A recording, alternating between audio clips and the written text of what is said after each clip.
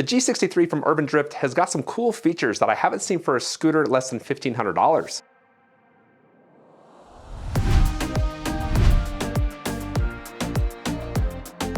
The first is a removable 48-volt 20-amp-hour LG battery. Once you put in the 3-digit code and unlatch it, it easily pops out. On the front end of the battery, there's an on-off switch, and on each side in the back, there's a charge port. So you can charge this out of the scooter, which takes about 10 hours. And if you want to cut that time in half, you'll have to pick up the second charger on your own. It's not included. The second thing I haven't seen is the built-in quick-release seat post, which is the same size as a bike seat post. So you don't have to buy one. You can just slip it off your bike and pop it into the scooter. Next are the puncture-resistant tires. From far, they don't look like much, but as you take a closer look, they've got some serious tread, which actually makes a very cool noise.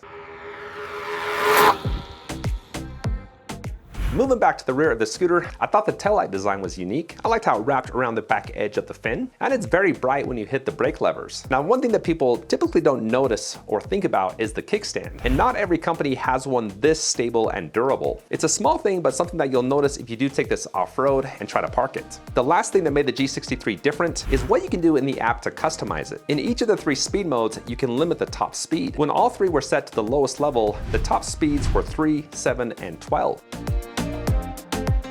I like that feature because if your kids want to take this for a ride, that's an easy way to make sure they don't go fast. Now, when they have proven worthy of the speed, you can bump up each of those levels. And when you do, speed mode 1 tops out at 12, 2 at 26, and 3 at 32. And when I hit 32 miles per hour, I didn't have any stem wobble. Now coming down this road, I got 32 miles per hour. It is a slight downhill. I want to go back up and see what I get now. Yeah, only topping out at 25. 25 miles per hour was 7 less than going the other way. Typically I see about a 2 to 3 mile per hour difference, so 7 was a big drop. It doesn't take a very steep hill to lower the top speed. Another way to lower the top speed is by turning off one of the motors. There's a button to turn off either the front or the rear motor. The LCD displays which motor is active. And with only one motor, my top speed dropped down to 25 miles per hour.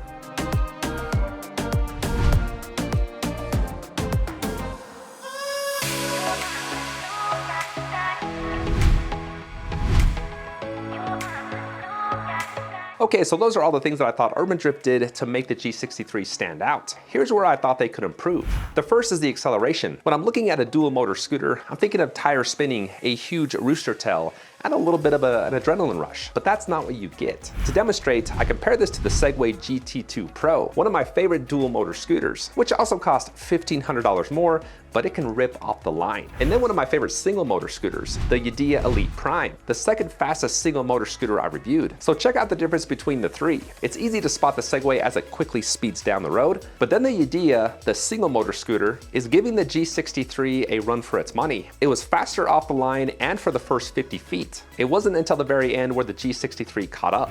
The second is the locking mechanism. It holds everything together nice and tight, but there's just a lot going on, and it's big and bulky. I just prefer a clean and tidy look. Next are the fenders. I busted the front fender by coming off the curbs. I don't know what happened if the suspension came down and cracked it or if the curb did. Bit of a design flaw. Easy fix, you can just unscrew it.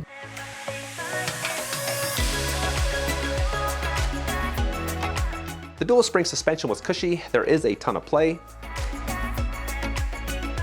and the transition from sidewalk to road was awesome. However, the setting out of the box was a little bit too loose for bigger bumps. That suspension gives a little too much. Here's a speed bump. I'm gonna bottom out on it. You do need a tool to adjust it. I can't do it by hand. And for my weight of 190 pounds, I'm definitely gonna have to stiffen that up. I like the dual stem, I thought it looked cool, and this design generally makes scooters more stable at higher speeds, but the angle on it sucked. It pushes you back to the rear of the scooter and forces most of your weight on your rear foot. It's also pretty low. When compared to the Yedea, it was over 4 inches shorter, so the angle and length make it a little bit difficult to get low. The last thing these guys could have done to improve their scooter was by making their deck longer. When compared with the Segway GT2 Pro, one of my favorite scooters for deck space, it was about 5 to 6 inches shorter. And the lock on the deck battery and the seat post port were right where I was standing, so it wasn't that comfortable. So a small adjustment there would go a long ways. Now, I did like the clearance this had over the Segway. It was over 2 inches higher, so if you plan to take this off-road, you've got plenty of room to navigate some gnarly terrain.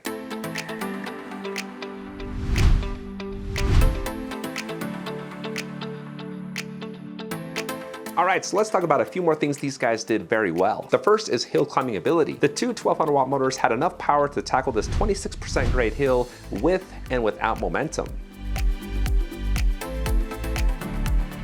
The range was also pretty good. I averaged 25 miles per hour and got just under 19 miles with over 1,000 feet of elevation gain. They do have a range rating of 37 miles if you do ride it slower than I did. Now there is one more thing I didn't like, and that was the power droppage when the battery got low. At 1 bar left, I was only reaching about 19-20 miles per hour, so not the best power consistency. Moving on to the cockpit, I thought the grips looked and felt nice. I liked the more durable thumb throttle, the rotary bell, and bigger LCD screen. I thought the motor cutoff brake levers were okay, just your standard mechanical brakes, but they did have pretty good stopping power for how heavy this is.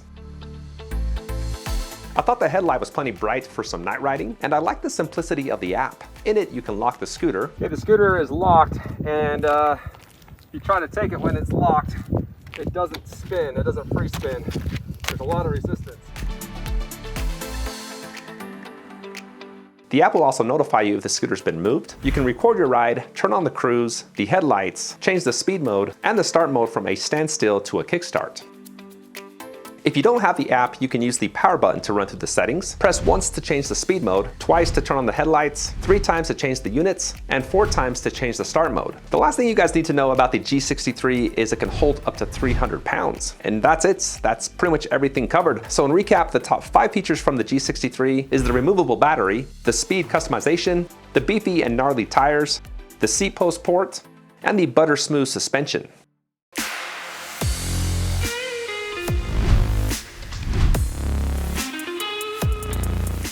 For $1,300, I thought it was a pretty good scooter. Yes, there are some things that they could work on for sure, but I feel you get a lot for the price. So if you do want to pick it up, I've got the link in the description, and I'll see if I can lock in some sort of coupon or discount code in there, so be sure to check back for that. As always, thanks for watching and take care.